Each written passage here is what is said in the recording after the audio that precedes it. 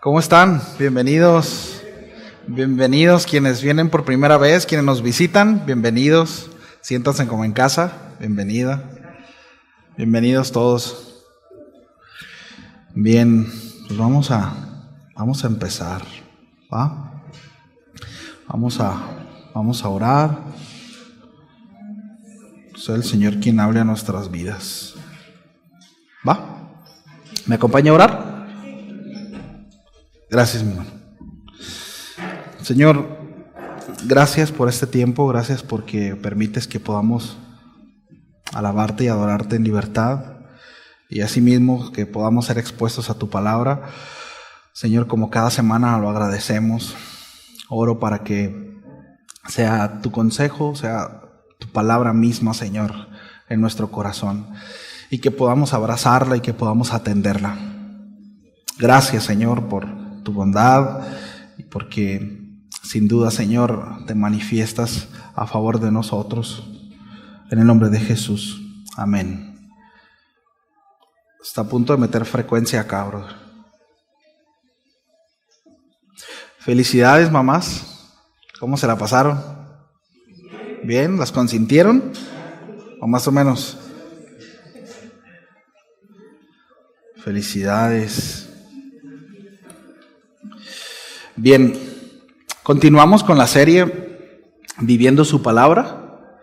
El tema de hoy es la segunda parte de Jesús es la palabra de Dios. Sí, quienes no estuvieron la semana pasada, les animo a escucharla. Está grabada y subió al grupo, escúchenla.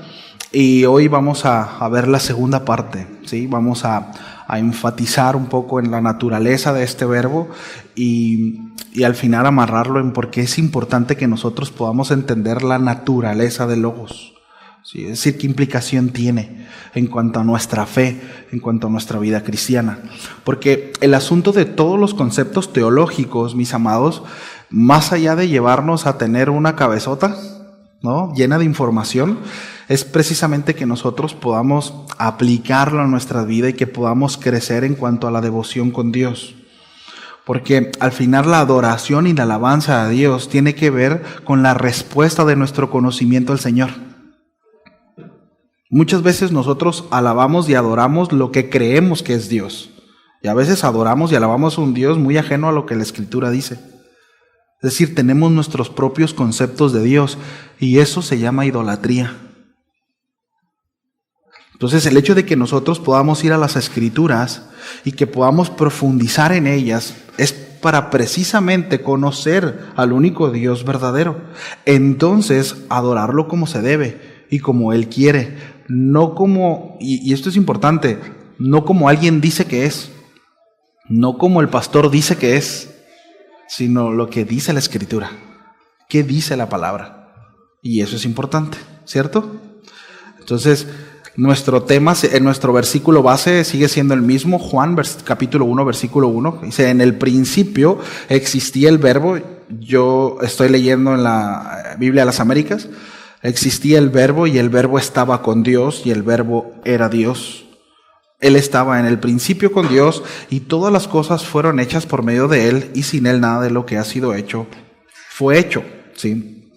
Voy a traer a mención algunas cosas que ya hablé la semana pasada. La frase en el principio aquí de Juan 1:1 refiere a la eternidad pasada. Ya explicamos acerca de qué es eternidad y qué es infinito. Son dos cosas que pueden parecerse, incluso pueden confundirse, pero no es lo mismo, ¿sí? Antecede todo lo que sucedería esta expresión. De cierto modo establece una conexión con el libro de Génesis, ahí en Génesis 1:1, ¿no?, donde encontramos la narración de la creación del mundo. Génesis 1:1 dice, en el principio, creó Dios los cielos y la tierra. Este es uno de los versículos más significativos y profundos en la Escritura. El término principio aquí en Génesis 1:1, en este contexto, evoca el concepto de la creación ex nihilo, es decir, la creación a partir de la nada. Sí. Entonces, este acto de creación es atribuido exclusivamente a Dios. Él es el creador. Sí. Entonces, Él es presentado como ese agente principal y soberano en el proceso de la creación. Génesis 1:1 sucedió al comienzo del tiempo, cuando empezó a comenzar todo. En el comienzo del comienzo. Al punto del principio de lo sucedido. Sí, infinito. Juan 1:1 precede el tiempo. Es decir, es antes de tiempo. Es antes de tiempo. Y es una declaración desde la eternidad pasada. Mencionábamos la semana pasada que esta es una expresión, ¿no? La eternidad pasada, como para poder entender un poco el hecho de cuando está en un contexto eterno, ¿sí? Es decir, donde no hay principio y donde no hay final, ¿sí? Ya nos hicimos bola la semana pasada con eso, así que por favor, quienes no lo escucharon o quienes no estuvieron, vayan para allá. Esto lo confirma el profeta Miqueas en el capítulo 5, versículo 2, cuando nos dice que el Mesías que debería de nacer en Belén sería alguien cuyas salidas son desde el principio y desde los días de la eternidad. Sí. En otras palabras, Él es el eterno Hijo de Dios. Y estamos hablando acerca de el Logos, ¿sí? De la palabra de Dios. Entonces, aquí hay un paralelismo, ¿no? Lo mencionábamos también la semana pasada, al igual que Génesis 1:1, en el principio Dios creó los cielos y la tierra. Juan 1:1 presenta a Dios como el creador del universo, pero el contraste es ese, precisamente, que Juan va mucho más allá y revela la naturaleza divina del Verbo, el Logos, como instrumento de la creación. Es decir, es el agente creador. Sí. Aquí está a punto de viciar, brother, adentro.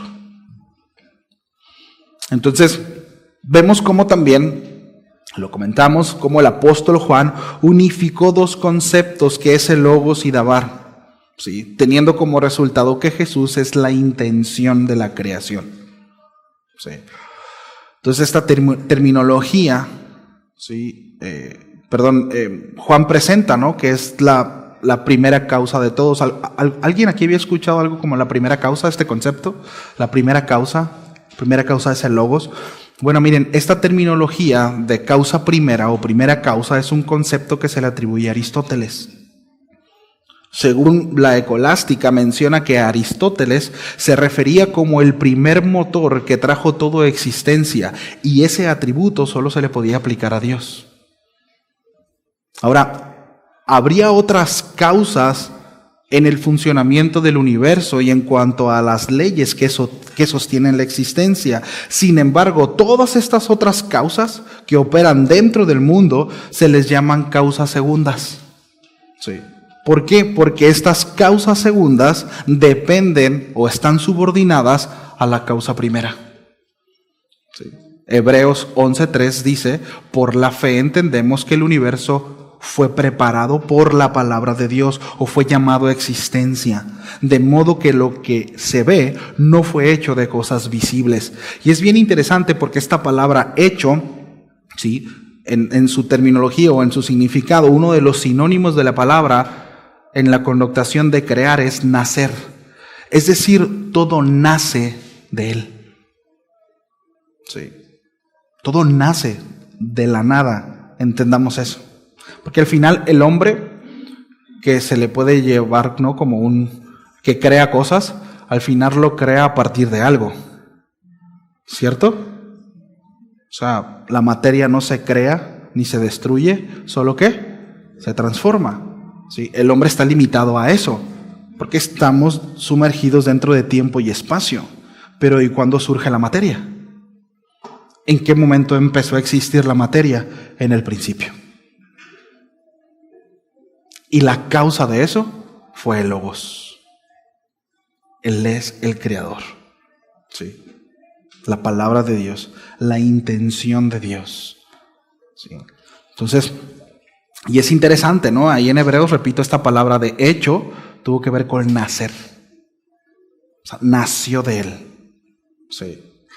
Todas las cosas visibles nacen de Él. Entonces, todo lo creado nace del pensamiento de Dios. Todo lo creado. Y es bonito pensar románticamente, fuimos pensados por Dios. Sí. Fuimos pensados por Dios. Dios nos pensó para crearnos, con todas las características que tenemos. La Escritura menciona que Dios conoce cada una de las estrellas aún por su nombre, cuanto más nosotros, la cual la Escritura habla que somos la corona de su creación. Somos creación, dice las criaturas que fuimos creadas conforme a su semejanza, conforme a su imagen. Ninguna otra creación, ninguna estrella, ningún sol, ninguna constelación, ningún animal, ninguna cosa creada, aún las cosas celestiales, ninguna fue creada conforme a su semejanza. Usted y yo sí. Y qué bonito pensar es que Dios precisamente nos creó así. Pensó en usted y pensó en mí, ¿sabe? Así es Dios. Todo lo creado nace del pensamiento de Dios, del Logos. Sí. Dice, en el principio existía el Verbo, el Logos, y este Logos, esta palabra, estaba con Dios, y el Verbo era Dios. El texto afirma que el Verbo no solo poseía cualidades divinas, sino que claramente el Verbo era Dios en sí mismo, y esta declaración es absoluta y firme, y es muy importante, y ahorita vamos a ver eso. Entonces, al describir la naturaleza del Verbo, Juan no implica ninguna inferioridad, sino que resalta su completa divinidad. El Verbo era esencialmente Dios y compartía la misma naturaleza divina. Además, Juan señala una unidad innegable entre el Verbo y Dios y Padre. Dice, y el Verbo estaba con Dios. Una unidad única e incomparable. Esto se le conoce como la hipostasis. También lo vimos la semana pasada. Ahorita vamos a entrar un poquito más ahí también. En donde hay ciertas diferencias, pero es la misma esencia y es la misma sustancia. ¿Sí? Personas distintas, misma naturaleza. Ahora, ha habido diferentes controversias eclesiásticas en cuanto a la naturaleza de Cristo. Y aquí no es mi propósito dar detalles o seguir a detalles ciertas controversias de los primeros siglos, solamente quiero mostrar una reseña histórica porque creo que es importante y señalar características de las doctrinas que son mayormente importantes para nuestros días, sobre todo que las identifiquemos, porque muchas veces podemos nosotros errar en la definición de la naturaleza de Cristo o de la naturaleza de Logos, ¿sí? Y voy a presentar 3 posturas, 2 erróneas y la correcta, ¿sí? También conocido como punto ortodoxo, ¿sí? La primera son los nestorianos. ¿Ha escuchado acerca de eso? El nestorianismo, bueno, ahorita lo vamos a conocer. El concepto, la idea seguramente lo ha escuchado. Y por otro lado, los eutiquianos.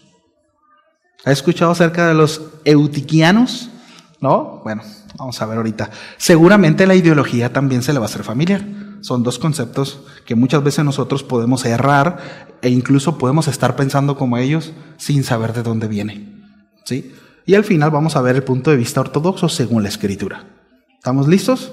No se me vaya a dormir, ¿eh? No me voy a meter mucho, pero sí voy a tocar algunos puntos y algo de historia. Bien, el nestorianismo es una herejía que dividió a Cristo en 2 personas. ¿Sí? Al comienzo del siglo V, en un esfuerzo por resistir al arrianismo, ya hemos hablado acerca del arrianismo, ¿sí? Arrio, también él puso sobre la mesa algo que también después lo consideraron como una herejía, ¿verdad? Pero puso sobre la mesa, el arrianismo sostiene que Jesucristo es Hijo de Dios, que procede del Padre, pero no es eterno. Es decir, en algún momento el Padre creó al Hijo, ¿sí? Bueno, eso se puso sobre la mesa, hubo concilio respecto a eso y dijeron, no, así no es, next, ¿sí? Herejía, ¡pum!, fuera. No es lo que dice la Escritura respecto a la naturaleza de Cristo. Bueno, en ese sentido, ¿verdad? Entonces, en cuanto al esfuerzo, repito, por resistir al arrianismo y defender la doctrina de la perfecta divinidad de Cristo sin negar su humanidad genuina, porque estaban entrando en ese conflicto, ¿sí? Ok, Cristo es divino, pero también era humano, comía, dormía, se cansaba. La Escritura dice que lloró, se afligió, ¿no? Pero era divino. Entonces, filosóficamente, pues los cables, ¿verdad?, empezaban a hacer cortocircuito y empezaba a salir humo de la cabeza. Entonces necesitaban definir. Para eso fueron los concilios, ¿sí? Ahora, aquí estamos hablando de en el 400 años después de Cristo. Sí. Por defender precisamente tanto la divinidad como la humanidad, ¿sí?, sin negar una de la otra, se desarrollaría precisamente la doctrina del nestorianismo, que aseguraba que en Cristo había dos personas. Sí. En este ejercicio por defender la naturaleza divina de Jesús, se había dado origen al uso de la palabra Theotokos. En redes sociales hace poco estuvo muy de moda, anduvo por todos lados ese término, Theotokos. Theotokos significa madre de Dios, estrictamente del griego como la que pare a Dios. Precisamente porque estaban en este otro conflicto. ¿Jesús era divino? Sí, entonces, ¿María es madre de Dios? Y bueno, ese es otro tema, ¿sí?, que es una terminología que aparece por ahí, ¿sí?, acerca de la Theotokos. Ahora, nadie negaría que María fue la madre de Jesús, porque está en las Escrituras, ¿sí? Pero Nestorio negó que lo fuera de su persona divina. El punto de Nestorio, el cual defendió incansablemente, era que Dios no podía tener madre, mucho menos tener una madre humana, porque es Dios. ¿Sí? Por tanto, fue necesario dividir a Jesús en dos personas para conciliar que María era madre de la persona humana, pero no de la persona divina. Y todos dicen, pues está bien, ¿verdad? Pues no está bien. ¿Sí? No está bien, por eso es importante que conozcamos. Sí, no es así. La Iglesia nunca ha sostenido, y esto es importante, que María fue la fuente del ser de la persona de Cristo. No es lo que dice la Biblia.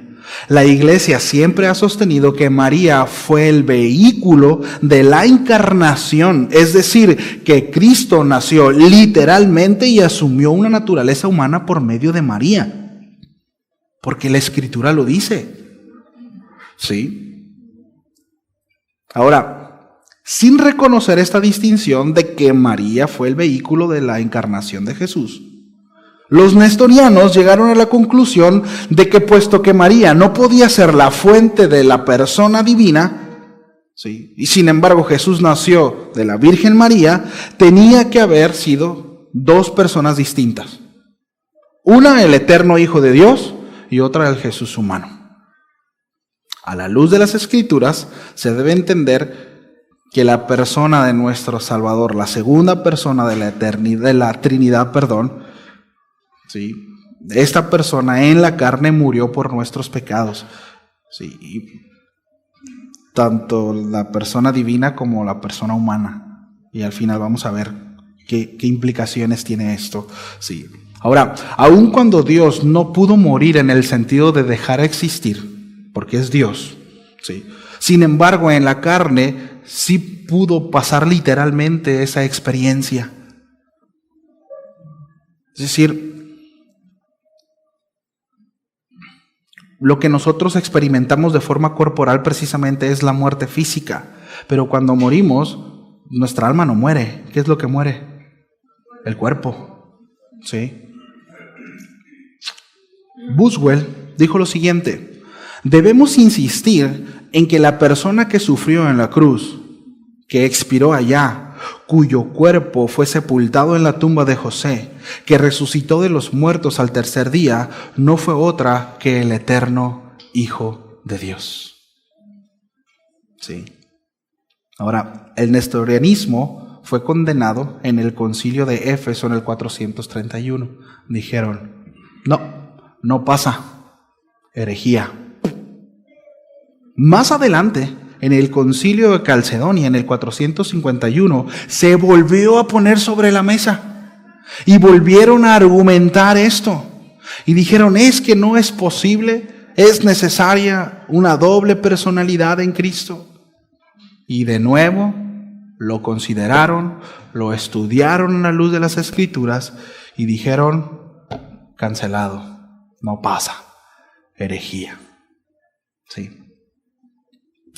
Mientras los nestorianos andaban con su argüende, nace el eutiquianismo. Sí. Esta filosofía se le atribuye a Eutiques. Y este eutiquianismo sostenía que Cristo tenía una naturaleza mixta, ni completamente humana, ni completamente divina. Ni muy, ni tan, pues, ¿no? Esto fue aproximadamente en el 380 después de Cristo. Este Eutiquio era seguidor de Cirilo de Alejandría. Ahí lo pueden googlear por ahí, también un hombre muy enérgico, de hecho. Entonces, en una reacción extrema contra Nestorio, quien dividía la persona de Cristo, el eutiquianismo, o también llamado como los monofilistas, ¿sí? Monofisistas es, y no son monos en oficinas, ¿no? Parece, pero no. Monofisistas, que después se cambian el nombre, tenían ciertas diferencias, pero después cambian el nombre a eso, ¿no? Monofisistas. Declararon que había solamente una naturaleza en Cristo, ¿sí? Ellos afirmaban que la naturaleza divina fue modificada y adaptada a la humana de tal forma que no se podía decir que Cristo era totalmente divino, ni que quedó en forma de Dios. Una de sus bases, ellos eran un poquito más bíblicos, es Filipenses 2:6, pero ahorita vamos a estudiar Filipenses 2:6. Ellos decían, ahí está, ahí dice. Entonces, o sea, ni renunciaron tanto, ¿verdad? O sea, renunciaron, pero no. Entonces, sí es divino, pero no era tan divino. Y al mismo tiempo la naturaleza humana fue modificada y cambiada por asimilación a la naturaleza divina. De tal forma que no se podría decir que tampoco Cristo era totalmente humano. Sí. Entonces, en el siglo V, aparte de los grupos que defendían esta filosofía, como tal, hubo muchos que se unieron a la misma idea, esencialmente bajo un nuevo nombre, que es lo que mencionaba ahorita, el monotelismo. ¿Sí? Concediendo que Cristo tenía dos naturalezas, la divina y la humana, ¿sí? Y los monotelistas insistían en que al menos tenían una sola voluntad y no dos. Entonces, ni era completamente divino, ni completamente humano, ¿sí? Según esta filosofía. El monotelismo fue condenado como herejía por el tercer concilio de Constantinopla en el 680. Lo trajeron a concilio, ¿sí? Llamaron, ¿verdad?, a los eruditos, a los teólogos del momento, a las iglesias y dijeron, vamos a considerar, ¿sí? La conclusión fue, no lo vemos a la luz de las Escrituras, por tanto es una herejía. Entonces, ¿cuál es el punto de vista bíblico u ortodoxo? Sí. 1. Jesucristo es una persona independiente, con todas las implicaciones. Es la segunda persona de la Trinidad. Sí. Todo lo que implica una persona. Voluntad propia, sí, pensamientos propios, etcétera, etcétera, etcétera. ¿Sí? 2. Tiene una naturaleza divina completa. Es completamente divino. Y completamente hombre. Una naturaleza completamente humana y completamente divina. ¿Sí? Jesús, mis amados, no es 100% Dios, 100% hombre. Esa expresión está equivocada. Suena parecido, pero no es igual. Sí.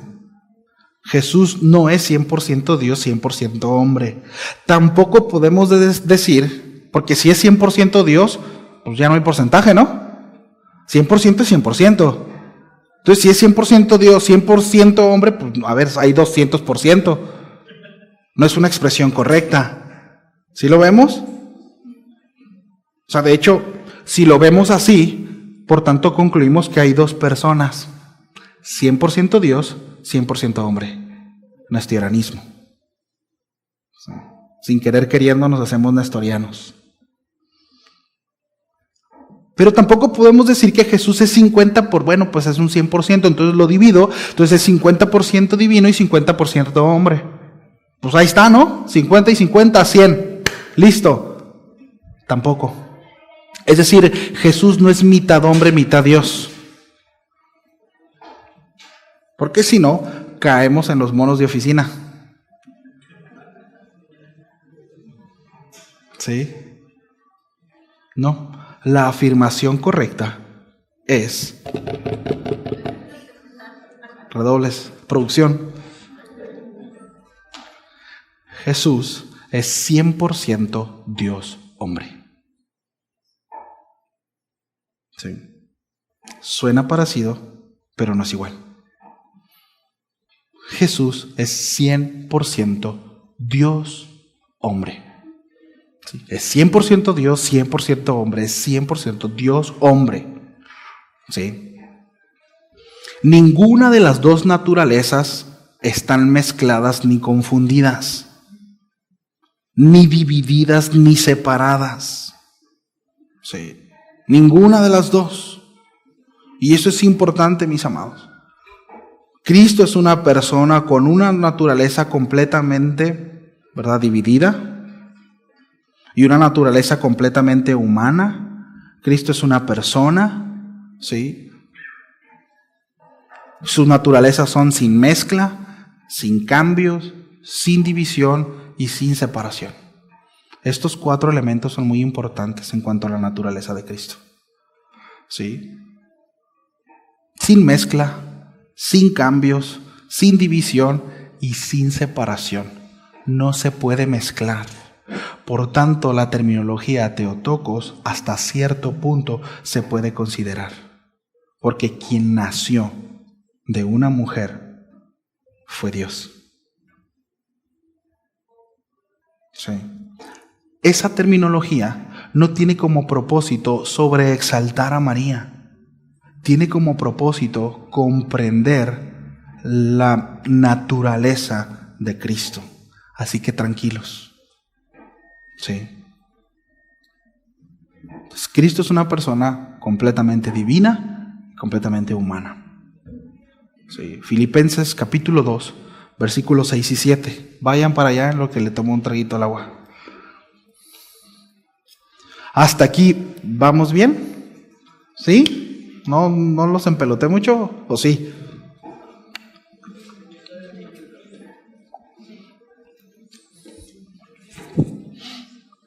Ahora, así como estas filosofías que fueron llevadas a concilio a lo largo de toda la historia, hubieron muchas, Hubieron muchas otras. Pero estos son pensamientos que de repente podemos estar más familiarizados sin conocer el contexto de, ¿no? ¿Estamos ahí? Ok, dice Filipenses capítulo 2, versículo 6, dice: el cual, aunque existía en forma de Dios, no consideró ser igual a Dios como algo a que aferrarse, sino que se despojó a sí mismo, tomando forma de siervo, haciéndose semejante a los hombres. No. Allí en el versículo 6, cuando habla acerca del cual, siendo en forma de Dios, dice: no estimó el ser. Aquí nosotros encontramos un participio, el cual es uparchón, ¿no?, en griego. Y este tiene que ver con existir, ser. No indica meramente existir siendo en forma de Dios, eso es importante, sino más bien la expresión en el griego tiene que ver con seguir subsistiendo en forma de Dios. ¿Sí?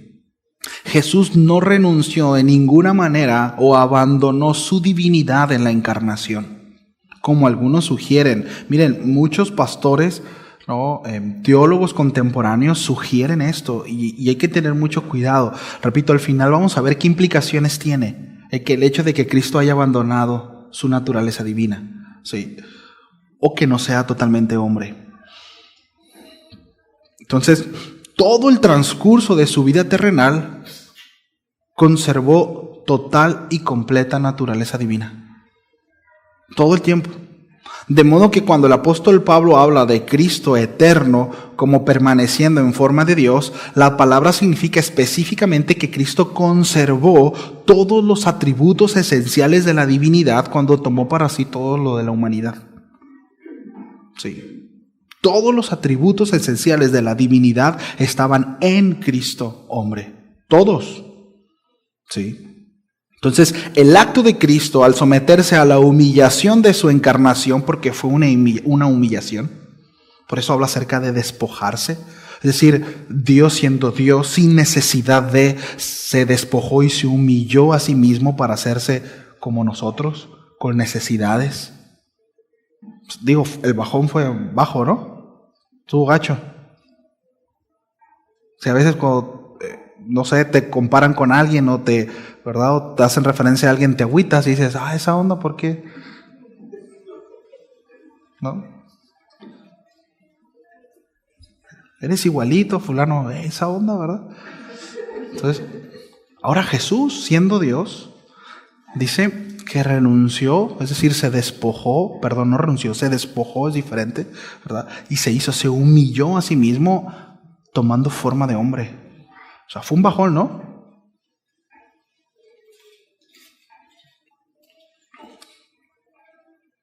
Parafraseado sería algo así.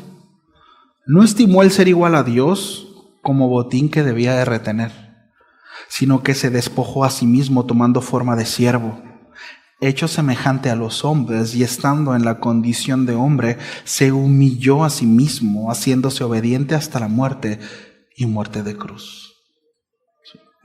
El texto de Juan 1 afirma que el Verbo no solo poseía cualidades divinas, sino que claramente el Verbo era Dios en sí mismo. ¿Sí? De nuevo lo digo, el apóstol Juan no implica inferioridad en el Verbo, sino resalta su completa divinidad. ¿Sí? El Verbo era esencialmente Dios y compartía la misma naturaleza divina. El Verbo estaba con Dios, una unidad única e incomparable. Mis amados, es importante que podamos entender que debía ser así. Si el Logos no venía en forma humana, no podía pagar nuestra deuda. No podía. Un pseudo hombre o un hombre a medias no podía cumplir justicia. La cruz es justicia. Se pagó una deuda en la cruz, su deuda y la mía. Tenía que ser hombre, porque el hombre faltó. Un pseudo hombre, un hombre a medias, no podía cumplir justicia. Teológicamente es crucial comprender y enseñar la verdad fundamental de que Jesús debía ser completamente hombre para llevar a cabo la obra redentora de la humanidad. Sí o sí.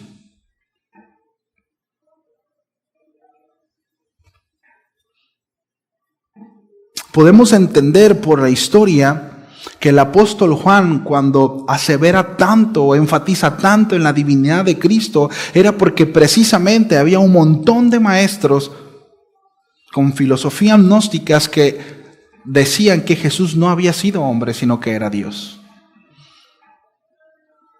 Recordemos que esta filosofía apelaba a que la carne, que lo material está corrupto. Por tanto, no podía en Jesús, ¿verdad?, haber carne o haber humanidad. Y aquí hay otro asunto muy interesante, y es que la palabra de Dios determina que en Él no hubo pecado. Ciertamente fue concebido por una mujer, pero la semilla en esa mujer fue una semilla divina, sin pecado. Sin pecado. Quien hereda el pecado es el hombre. Por cuanto no fue el hombre, biológicamente hablando de Jesús, su herencia de pecado no fue heredada, sino fue una semilla divina. Y aquí podemos trazar una línea directamente en Génesis, cuando el Señor le dice a Eva, ¿verdad?, de tu simiente, la simiente tuya será quien le pisará la cabeza a la serpiente. tu simiente. No le dijo a Adán. No le dijo a Adán. De hecho, le dijo a Adán: a causa de que obedeciste a tu mujer antes que a mí, será maldita la tierra. Por tu causa. Es decir, por el hombre es que el pecado se hereda. Y a causa del hombre es que nacemos en pecado. Sí. Por eso le dijo a Eva, sí, de la simiente tuya, de tu simiente nacerá, no de la del hombre. Sí. Y esto explica precisamente eso. Jesús completamente hombre, sin herencia de pecado, por cuanto era hijo de Dios. Sí, Dios mismo. Entonces, teológicamente es muy importante que nosotros entendamos esto. Sí. El apóstol Pablo escribe en 1 Timoteo capítulo 2, versos 5 y 6, porque hay un solo Dios y un solo mediador entre Dios y los hombres. Y aquí hace un énfasis el apóstol Pablo, que dice: Jesús, hombre, el cual, dice, se dio a sí mismo en rescate por todos. Aquí Pablo destaca la importancia de que Jesús sea verdaderamente humano para servir como mediador entre Dios y la humanidad y para pagar el rescate de nuestros pecados. Ese es el énfasis que hace el apóstol Pablo. Un solo mediador, no hay más mediadores. De repente: pastor, ore por mí, usted que está más cerquita de Dios. No aplica así. Así no aplica. Hay un solo mediador. Por eso cuando nosotros oramos, oramos en el nombre de, por sus méritos. Por sus méritos. Y me acerco al Padre en el nombre de Jesús. Y me acerco al Padre por la obra de Cristo. Y me acerco a Él y alabo y adoro a Dios por Él. Porque Él me dio acceso. Él me da entrada. Por Él. No por mis méritos. No porque me porté bien. Eso es consecuencia. Si verdaderamente son hijos de Dios, compórtense como tal, es lo que dice el apóstol Juan. Ese es otro asunto. Eso es consecuencia. Pero yo no me acerco por mis obras. Yo no me acerco a Dios y le digo: Señor, hoy me porté bien. Y porque me porté bien, te pido que hagas esto. ¿Verdad que no? Soy re buena onda, Señor. Soy bien lindo. ¿Será? Dios pesa los corazones. Y Él sabe que no somos tan lindos. Dios sabe que no somos tan buenos. Dios conoce la intención del corazón. Y ciertamente conoce los pensamientos bien bonitos. Esos rositas, ¿no? Moraditos, fuchsia, esos pensamientos Dios los conoce, pero también conoce los pensamientos oscuros, esos pensamientos que apestan, también Dios los conoce. Por eso es imposible para nosotros acercarnos a Dios con nuestros propios méritos. Hay un solo mediador entre Dios y los hombres: Jesucristo, hombre. Es lo que dice la Biblia, no me mire feo. Yo no digo, la Biblia dice eso. Entonces aquí en Filipenses capítulo 2, de 6 al 8, como acabamos de leer, Pablo describe cómo Jesús, aunque existía en la forma de Dios, se vació a sí mismo tomando la forma de siervo. De hecho, el apóstol Pablo dice: harían bien en imitarlo. Humíllense como Él se humilló. Se vació a sí mismo tomando forma de siervo, haciéndose semejante a los hombres y siendo hallado en condición de hombre.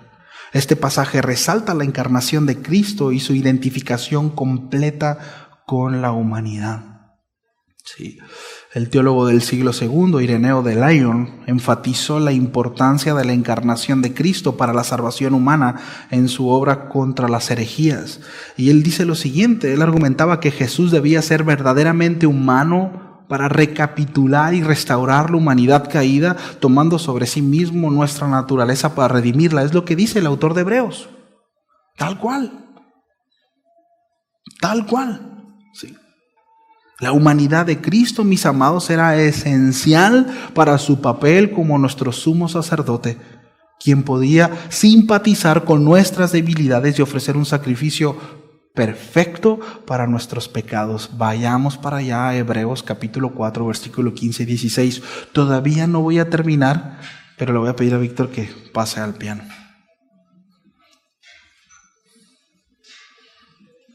No se me vaya a dormir, por favor.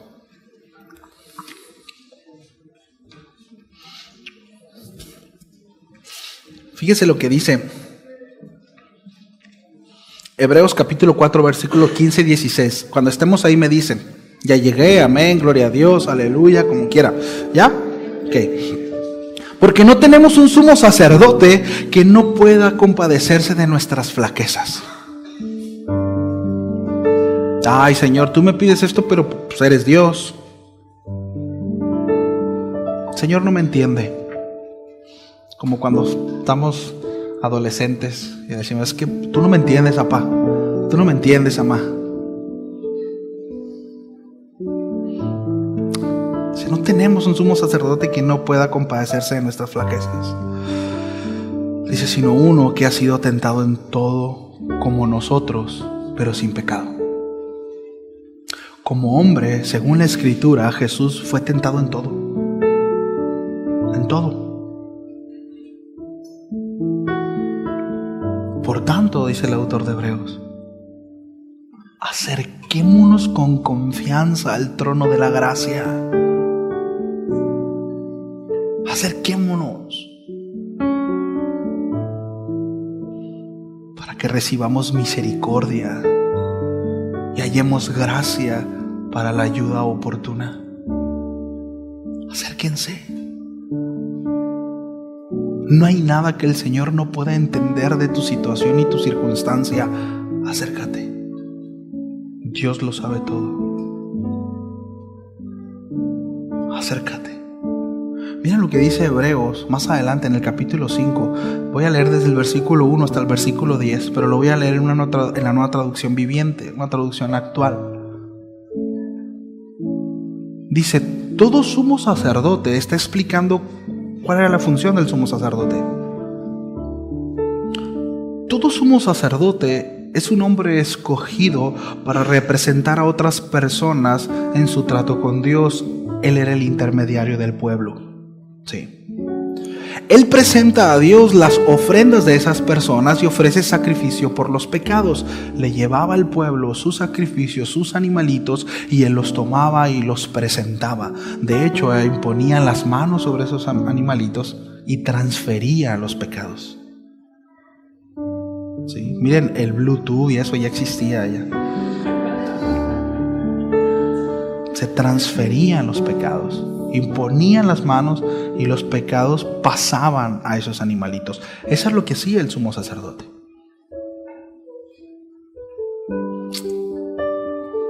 Él presenta a Dios las ofrendas de esas personas y ofrece sacrificios por los pecados.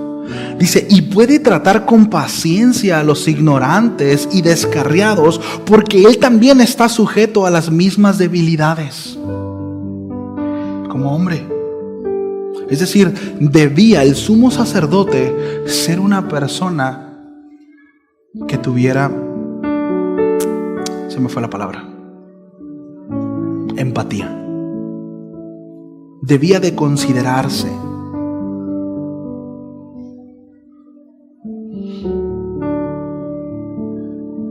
Por esa razón, debe ofrecer sacrificios tanto por sus propios pecados como por los del pueblo. Y nadie puede llegar al sumo sacerdote solo porque desee tener ese honor.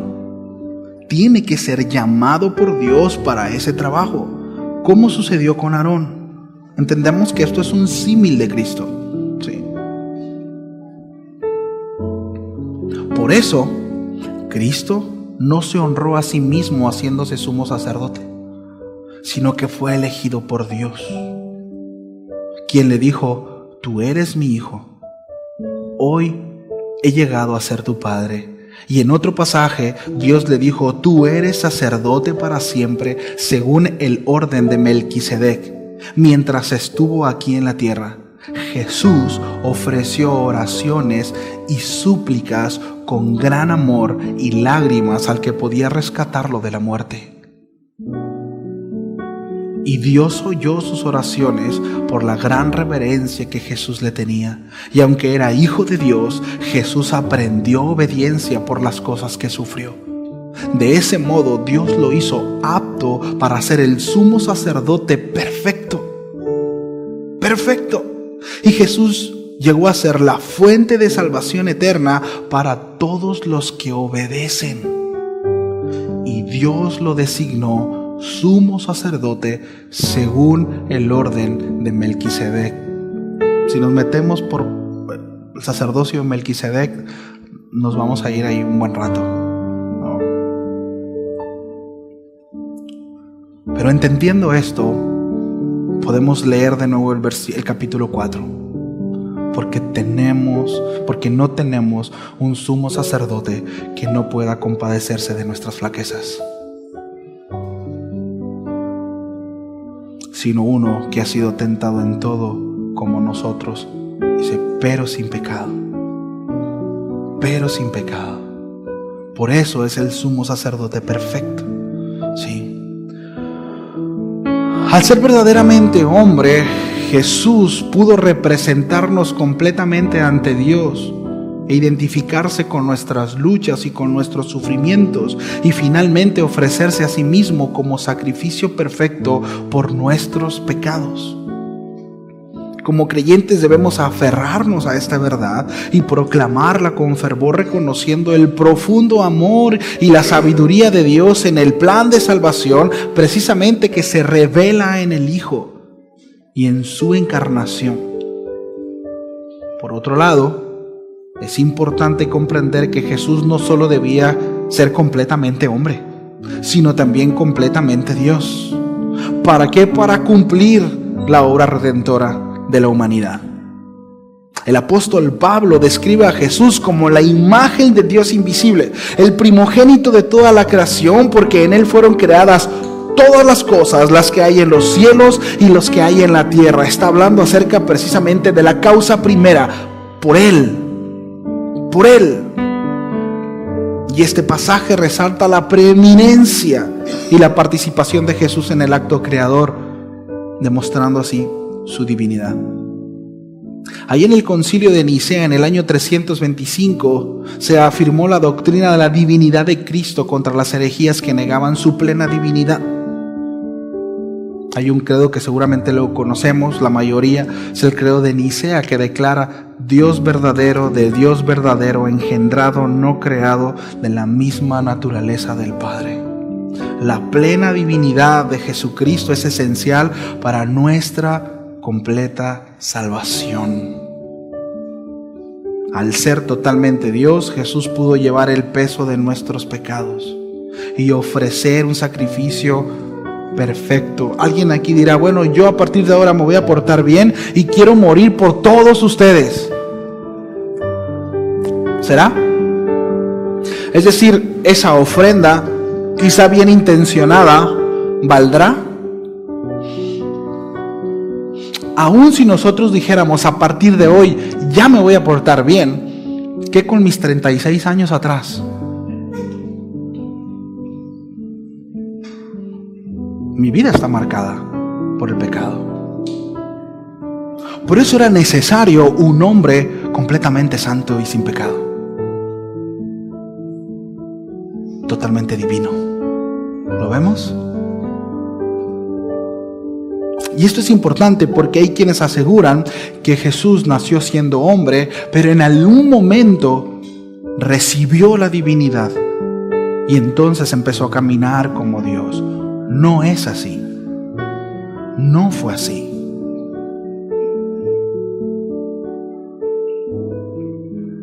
Bueno, hay quienes han dicho, oh, pues Jesús, pues de niño se portó mal igual y hizo cosas malas y como cualquier niño. Debemos de entender que Jesús era divino.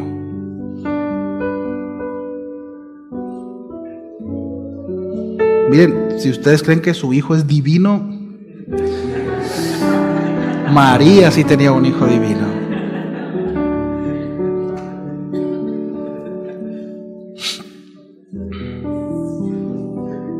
Debía ser totalmente Dios. Por eso Jesús pudo llevar el peso de nuestros pecados y ofrecer un sacrificio perfecto. Ahora, todo esto, mis amados, hablando de la naturaleza del Logos. Sí. Como creyentes debemos aferrarnos a esta verdad y adorar a Jesús como nuestro Señor y Salvador. Es pecado, según la Escritura, adorar a alguien o algo que no sea Dios. Pero nosotros vemos en Apocalipsis cómo Jesús recibe toda la alabanza y toda la adoración. ¿Por qué? Porque es Dios. Texto muy conocido, Isaías 53, capítulo 3 al 7. Fue despreciado y desechado de los hombres, varón de dolores y experimentado en aflicción. Y como uno de quien los hombres esconden el rostro, fue despreciado y no le estimamos. Ciertamente Él llevó nuestras enfermedades y cargó con nuestros dolores. Con todo, nosotros le tuvimos por azotado, por herido de Dios y afligido. Mas Él fue herido por nuestras transgresiones, molido por nuestras iniquidades. El castigo por nuestra paz cayó sobre Él, y por sus heridas hemos sido sanados.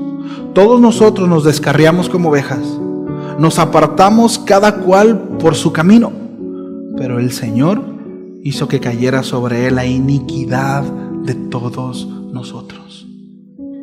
Fue oprimido y afligido, pero no abrió su boca. Como cordero que es llevado al matadero, y como oveja que ante sus trasquiladores permanece muda, no abrió él su boca. Y fue obediente hasta la cruz. Aún ahí se mantuvo obediente.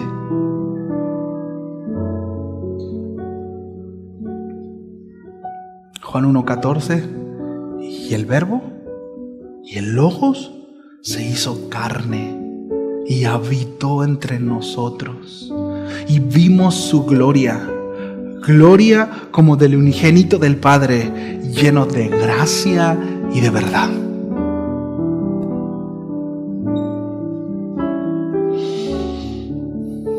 Quiero terminar con esto. Isaías 55, capítulo 1, versículo 1 y 2.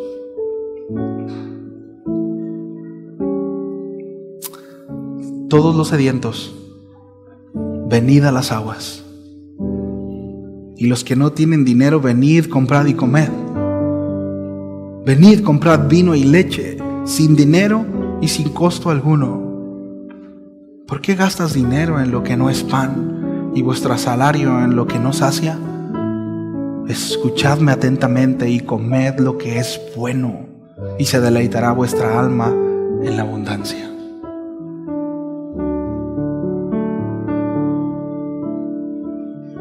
Isaías 55, 1, 2. ¿Oramos? ¿Sí?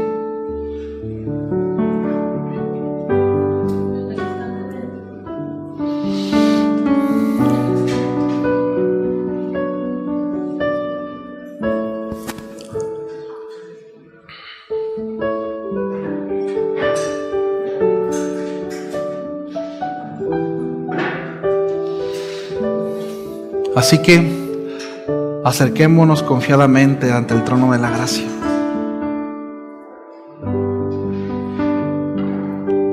Dios nos conoce. Y miren, podemos acercarnos como cuando nuestros hijos se pueden acercar con nosotros.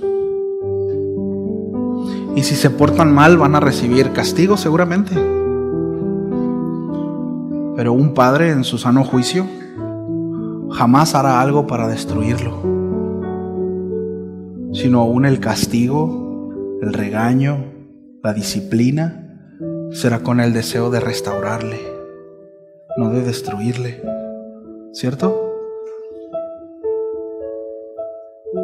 El hecho de acercarnos a Dios quizás implicará disciplina, corrección, pero eso vendrá con el deseo de restaurar. Sí.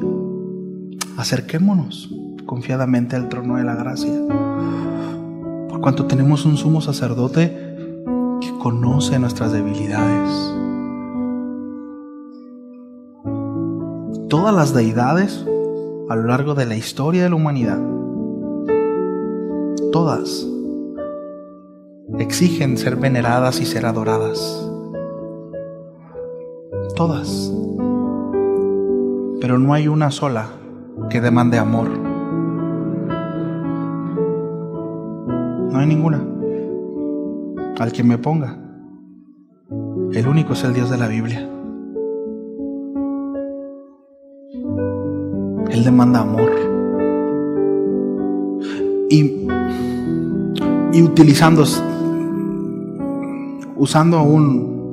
continuando con la misma ilustración de padre e hijos, una buena relación de un papá con un hijo siempre tendrá que ver con interesarnos y saber cuáles son sus necesidades.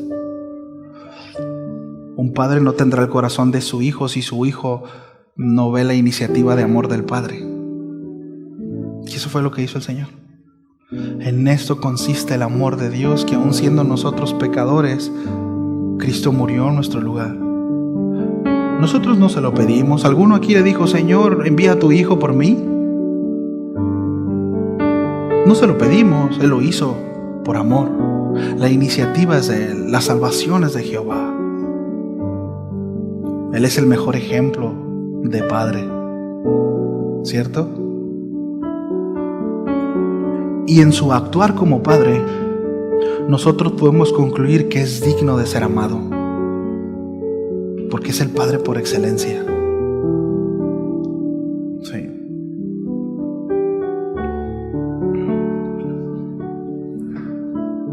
Acerquémonos confiadamente. Vayamos a Él. Vamos a orar. Señor, gracias. Gracias por tu obra, Señor. Gracias por haberte despojado y aún haber humillado, Señor, para hacerte semejanza de hombre y tomar nuestro lugar en la cruz del Calvario y haber recibido mi castigo.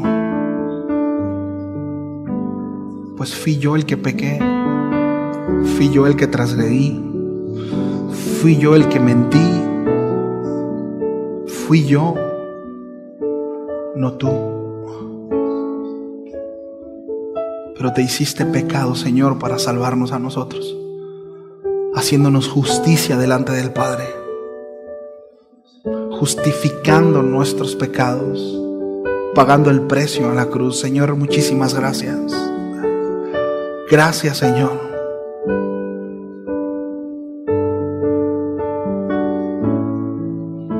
Yo oro para que tu Espíritu Santo sea quien nos revele esta verdad.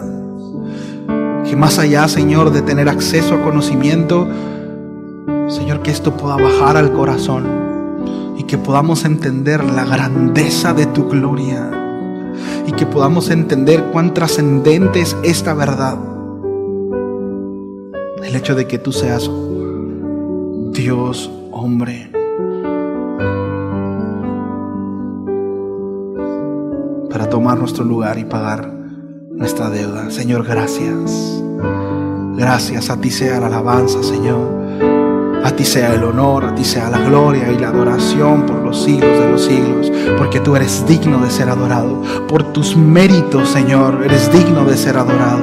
Tú mereces ser amado, tú mereces ser exaltado. Eres el único, Señor, que lo merece. Eres el único. Gracias. Y te pedimos todo esto en el nombre de Jesús.